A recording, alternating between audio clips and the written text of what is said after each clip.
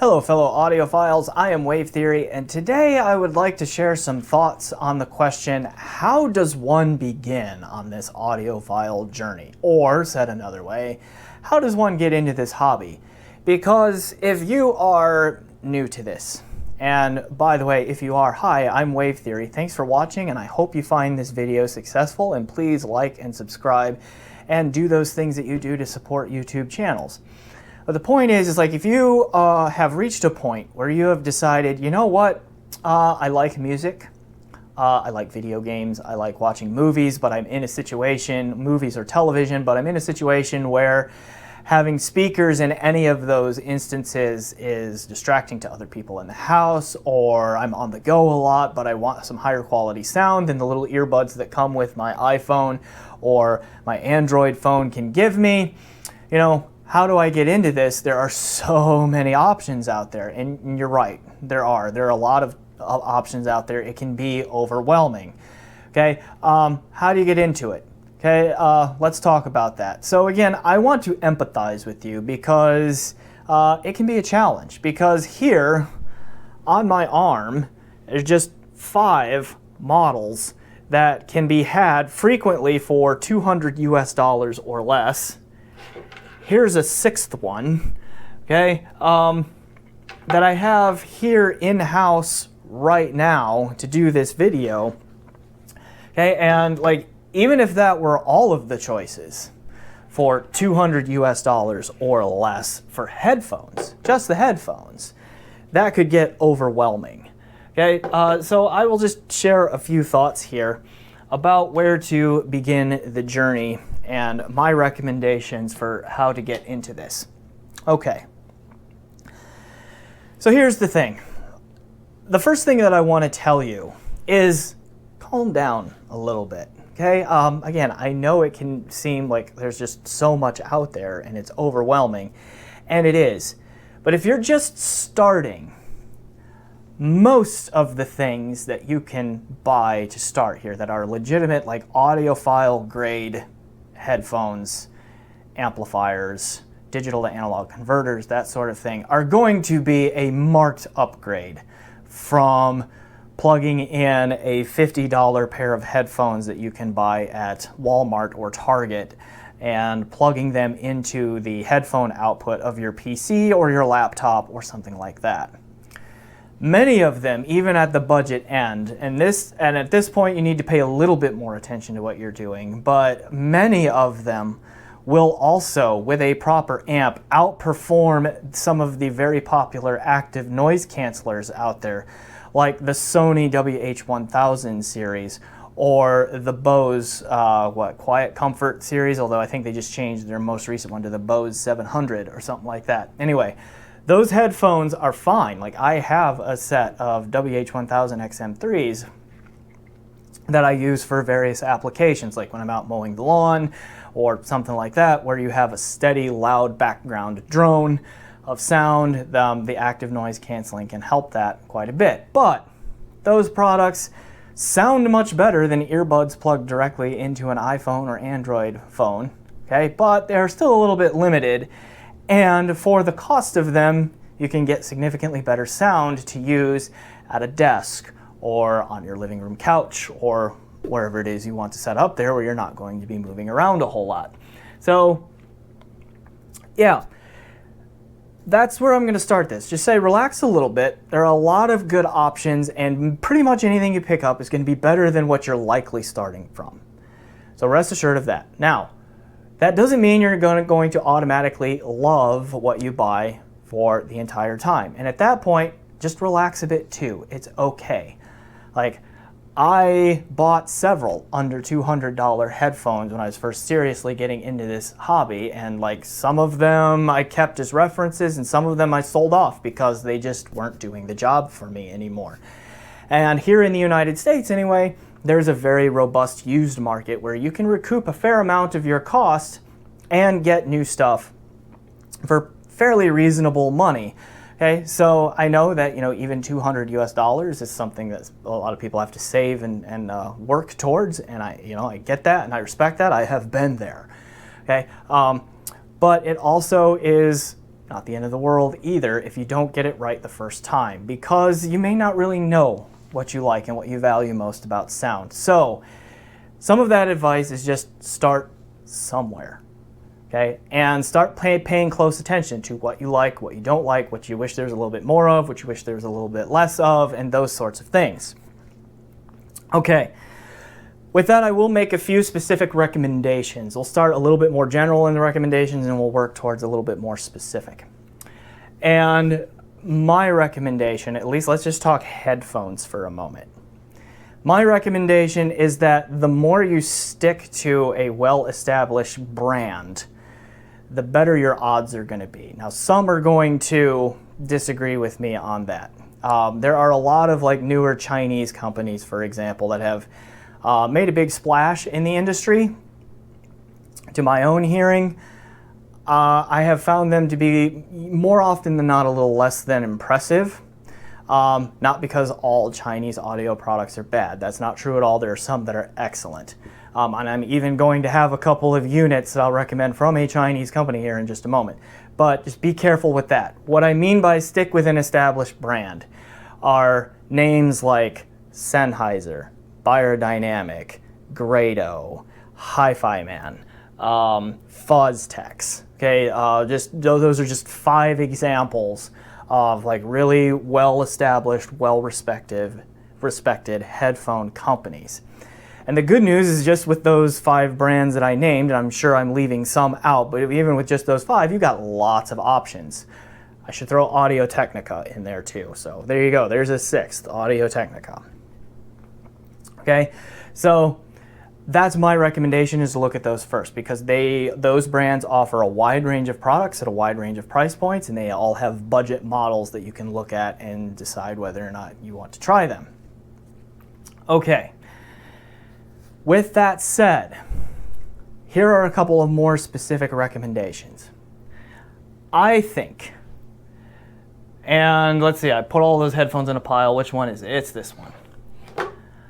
I think the best entry-level price-to-performance ratio headphone out there right now is this one. This is the Hi-Fi Man HE400 SE, which from Hi-Fi Man and Amazon and Apos Audio and on a bunch of other places, pretty much everywhere that sells it, and I will put some links down below. The Apos Audio link below will be an affiliate link. Sells it for $109 US, and it is an amazingly good performer at that price.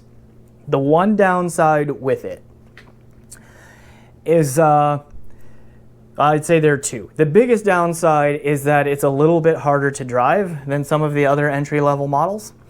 And so you need a dedicated amplifier for it. Now, you don't need a huge amp. You don't need a ton of power, but you do need something. I think something like the Monoprice Monolith Liquid Spark is an excellent match to this headphone, because it does get a little bit hot and sharp in the treble at times. No headphone at this price point is perfect, and so that is one of the downsides of the sound of this one. So I think the Monolith Liquid Spark is a good sonic match to it. That is currently selling for $129 USD from Monolith's website. You could probably find a used model around in the $75 to $80 range if you look around. But either way, even with that new price, you're talking 240 bucks. You get a pretty nice combo out the door. So I think this is the all-around best sounder. It does the most things well, I think, for the true budget under $200 headphone. And so it's a great starting place to see what you like, what you don't like, that sort of thing. Another rock solid option that I think is not quite as overall well performing as the HE400 SE, and what would have been my recommendation, but until the HE400 SE came out, is this one, the Massdrop plus Sennheiser collab, the HD58X Jubilee. I have a review out for this one as well, which I will put a link to in the description down below. What's nice about this one is it's an excellent all-arounder. Again, it sounds pretty good with most music genres. It creates a very relaxed, pleasing sound with decent frequency extension in both the high and low directions. It also, you do not have to buy an amplifier to drive this one. It is easy enough to drive that you can plug it directly into a tablet or the headphone output of your PC if you need to do this upgrade in stages. You can only afford a headphone, you can't get an amp at the same time or something like that. This is a good option. At its list price of about $190 US though, I think it really is overpriced anymore. And that is because you can still find an amp that can drive the HE400 SE even if you buy it used or something, but this one just outperforms it, and it's $109. And so having that $80 to get an amp, which you can do, makes this one a little bit harder sell with this one out there. However, when this goes on sale, it frequently does in the $130 to $140 range. I think that is a much bigger draw, particularly if you don't have an amp. On the used market, you can get that, okay? So I think that's the biggest thing, is it has been overall outperformed. It's a little bit too high of price because of that at this point, but it does have the distinct advantage if you are not required to start with an amplifier so that you can start building a system rather than having to buy multiple pieces at once. I'm gonna hold up another one that I reviewed recently. That is the Grado SR80X. This one has a much more unique sound. I think if you are a person who you like vocal-oriented music or chamber, like vocals and vocal clarity, not necessarily vocal tonal accuracy or timbral accuracy, meaning not necessarily that they sound real, but you want the voices and mid-range instruments like acoustic guitars, violins, pianos, whatever, to be like up front and center and the focus of the mix, then I think the Grado SR80X would be an excellent place for you to start. It also does not require an amplifier because it is really easy to drive, and it's only $125 USD. But the reason I don't recommend it for everyone to start is because I think it has a much more specific sound than the first two that I showed you, and is more of a specialist with music genres, where the first two I showed you are more generalist and play nice with a wider variety of music. Other things that I have here, this right here is the Hi-Fi Deva Pro, which at $200 I think is another one to strongly consider. As a good all-arounder. It is not quite as warm or bassy in its sound as its lower price sibling, the HE400 SE, but it has a more well-rounded, more mature sound. It has fewer sonic drawbacks. I think it is one of the best $200 headphones on the market in terms of all-around use. You can also get the Blue Mini dongle to plug into this to make it wireless Bluetooth friendly, but still don't take it outside because it's open back and any wind will pop the planar magnetic driver in there. But to wear around the house or something while doing housework or moving around, that kind of mobile option is really good. And so I think that is an excellent option too if you want to spend just a little bit more money. Before I bring out the other two that I held up in a moment, because I don't recommend them for beginners, even though their price will attract many. I'll mention some that I have not shown here, but I have reviewed or written about in the past.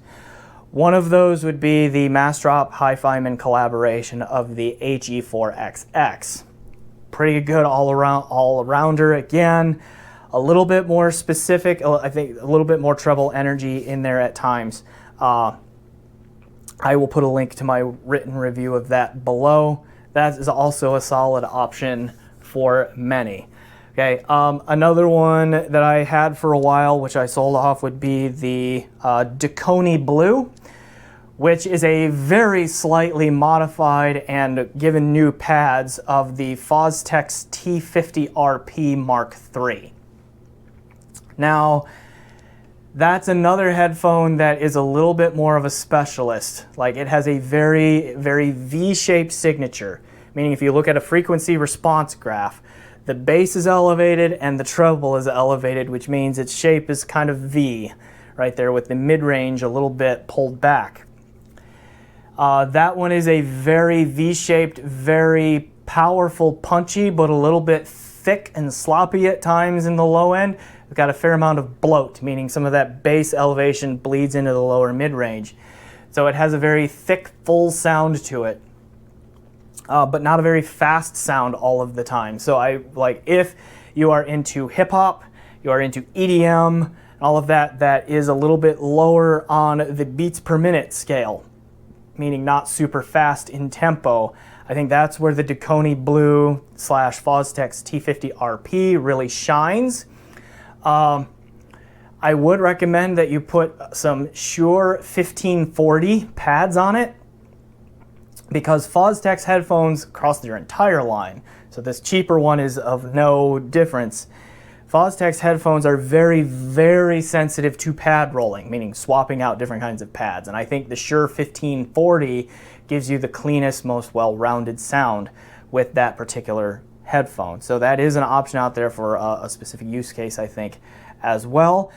That one, though, also requires an amplifier because it is notoriously inefficient and one of the hardest to drive headphones of this group that I'm talking about. So I think it matched best with the Monolith Liquid Spark amp. So which might make you think I think the Monolith Liquid Spark amp is the best all-around budget amplifier. It's very close to being one of those, but it's not necessarily that. It's just it matches particularly well to headphones that have a lot of brightness and sharpness in the treble, which the T50RP mods can. It also controlled that mid-bass bloat on that particular model a little bit better than some others. So that would be my recommendation for that one as well. Okay. Now again, this is not exhaustive. I cannot talk about every headphone $200 or less, or that can be frequently obtained for $200 or less. Just a few, and so those are the ones that I have heard and that I would that I can recommend for beginners. So if you're more of the generalist nature, HE400 SE, maybe HE4XX. Okay, but you'll need amps. If you really don't have the budget for an amp, wait for the Massdrop plus Sennheiser HD58X Jubilee to go on sale and get under $140-ish, and then it's a pretty solid pickup. If you have a little bit more money, but you still don't really want an amp, the Hi-Fiman Deva Pro is a pretty good place to start. Even if you step up to like $329 for that one, which I realize is a fairly big jump, but the Blue Mini dongle adds another dimension to that headphone that can be interesting for some. Okay, let's see. These two then. So this is the Massdrop plus Sennheiser HD6XX. This is the Beyerdynamic DT880 600 ohm, which I have modified from its factory configuration to remove the attached cable and to make it a dual entry cable system so that I can power it off of a balanced headphone amp if I want to. It comes with an attached cable.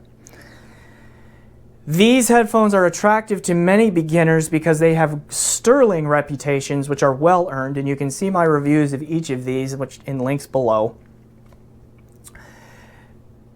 Often go on sale, this one was $220 list price for the longest time, would go on sale for $180 to $200 every now and then. I think it's up to like $240, maybe even $260 to start now, but you could probably still buy used around $200, and I would still watch out for Massdrop's sales that they do a couple of times a year where the price of this really takes a dip. Okay, and then the DT880 in its various forms. This again is the 600 ohm premium edition. It is frequently right around $200. Now, these two are probably the best performers of all of these, save maybe the Deva Pro. I think the Deva Pro might be a little bit stronger across the entire range of technicalities than these two, but what these two do well, they do so well that no one else has really copied them, even at much higher price points. Amazing mid-range here, amazing treble here, when you properly drive each of them. And therein lies the rub. These two do not pair particularly well with the headphone amps and the digital to analog converters that you would commonly want to match them with given their price. And that really is the challenge with these two. And so that's why I caution them against beginners, because they really are picky about what kinds of amps and DACs will drive them with. So like I made the mistake with the HD6XX in particular of driving it off of the single-ended output of an SMSL SU8 DAC once upon a time into a dark voice tube amplifier. Now the dark voice tube amplifier on its own handles these pretty well. The dark voice is not a great tube amp, but it handles these reasonably well. The problem that I learned later on was the single-ended output of the SU8 DAC injected some noise in here, which made the mid-range on these really shouty. Okay, and so I was like, where's the wonderful mid-range I was promised? Didn't get it, so I learned that the hard way. Now, the DT880 here, not only is it 600 ohms, so it needs an amp that can do some pretty big voltage swings to give it adequate power. It also is very, very particular in the treble. Now, its treble can sound amazingly natural, and unlike anything you can get for this price point. But it also can go very shrill, very sharp, very sibilant if the amplifier you plug it into does not have particularly great treble control, and under $200, even $250-ish dollars, and with some amps well beyond that, that's like all of them, most of them, okay? So be careful with those. Once you get to like shit Asgard 3, or something like a bottlehead crack with the speedball upgrade for a tube amp, Felix Echo, what else is in there? Shit Jotunheim 2 solid state amp does really well. Okay, but we're starting to climb the ladder in price there for these things. Then you really hear what makes these tick and why they are so wonderful. And if you have one of those pieces or one of those amplifiers, then yes, definitely pick these up because they are well worth it.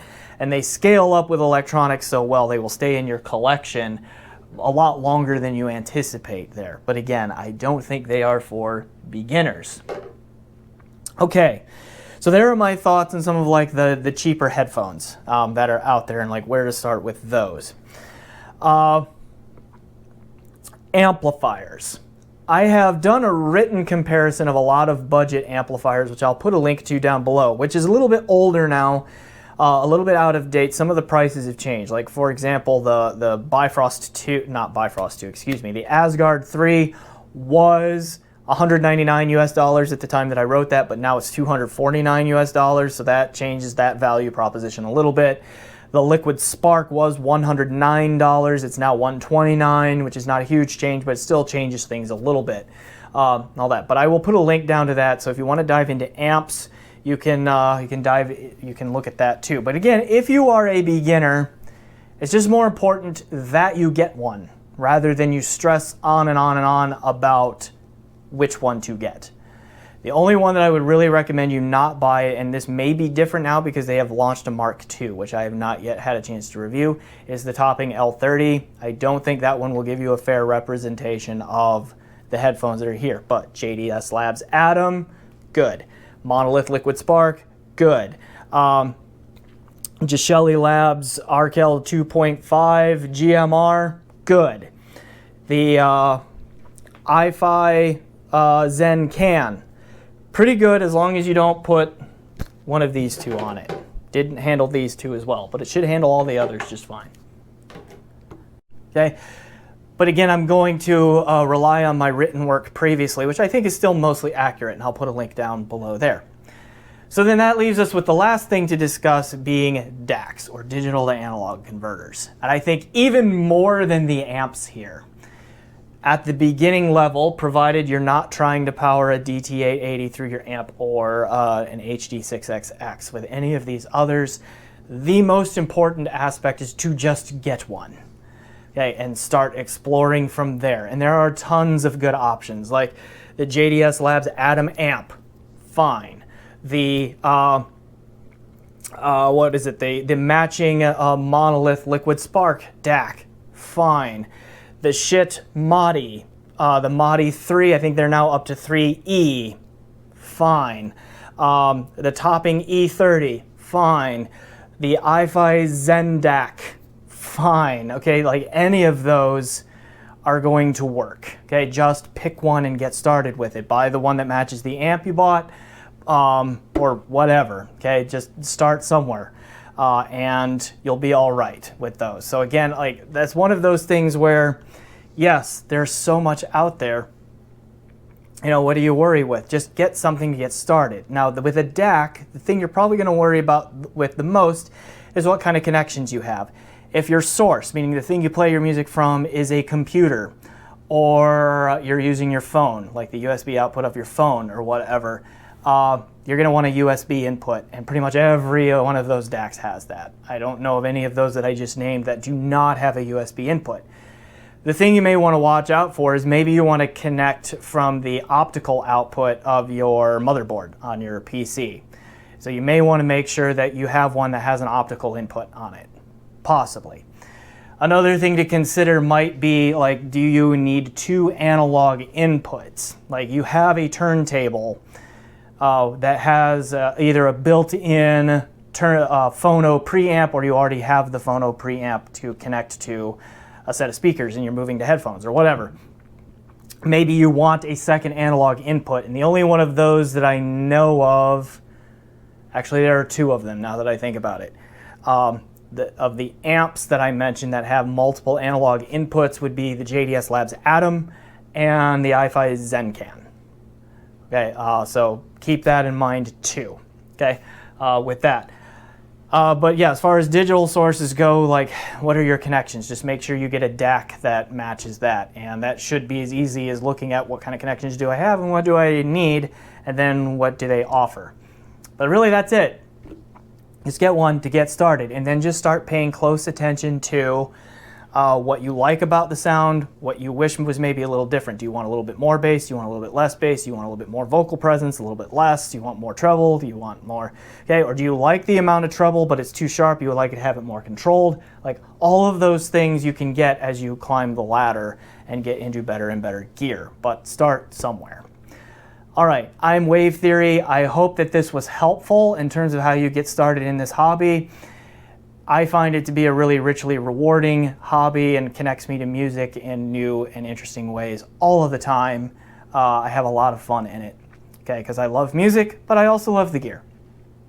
Okay, so anyway, I am Wave Theory. Thanks for watching, and enjoy the music.